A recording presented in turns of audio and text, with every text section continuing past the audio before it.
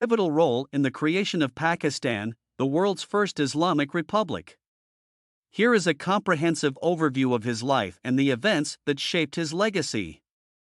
Early life and education. Muhammad Ali Jinnah was born on December 25, 1876, in Karachi, which was then part of British India.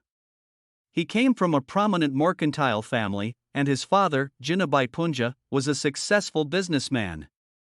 Jinnah initially attended the Sindh Madrasatul Islam school and later enrolled in the Gokul Das Tej primary school. He then attended the Christian Missionary Society High School before moving to England for further education.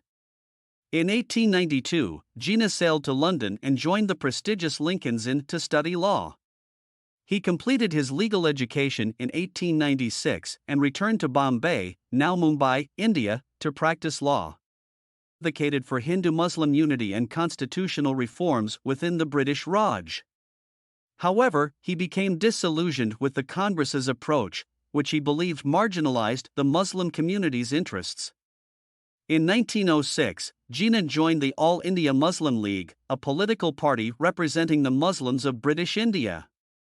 He quickly rose through the ranks and became a prominent voice for Muslim rights.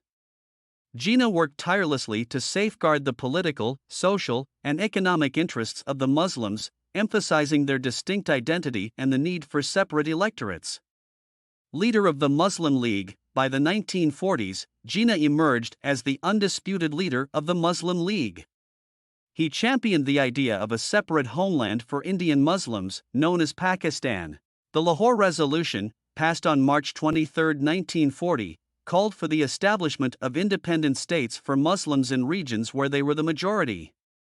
Partition and independence. As communal tensions between Hindus and Muslims escalated, the British announced their plan to divide British India into two separate countries, India and Pakistan. Jinnah fiercely negotiated for the interests of Muslims during the partition discussions.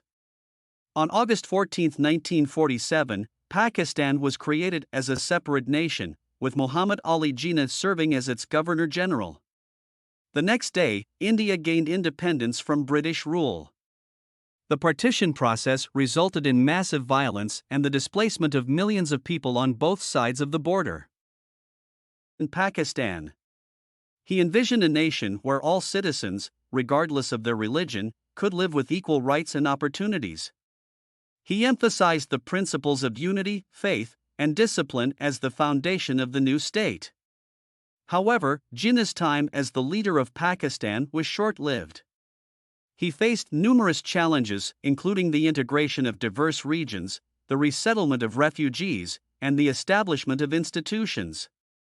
His health deteriorated rapidly, and he passed away on September 11, 1948, in Karachi.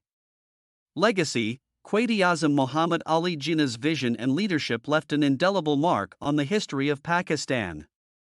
He is revered as the founding father of the nation, and his principles of unity, faith, and discipline continue to be the guiding principles for Pakistan's development. Jinnah's struggle for Muslim rights and the creation of Pakistan provided a homeland for millions of Muslims in the subcontinent. His efforts to protect the interests of religious and ethnic minorities laid the foundation for a pluralistic society. Today, Jinnah's portrait adorns public buildings, and he is celebrated as a national hero in Pakistan. His speeches and quotes continue to inspire generations, and his vision for a democratic and inclusive Pakistan remains an aspiration for the nation's progress.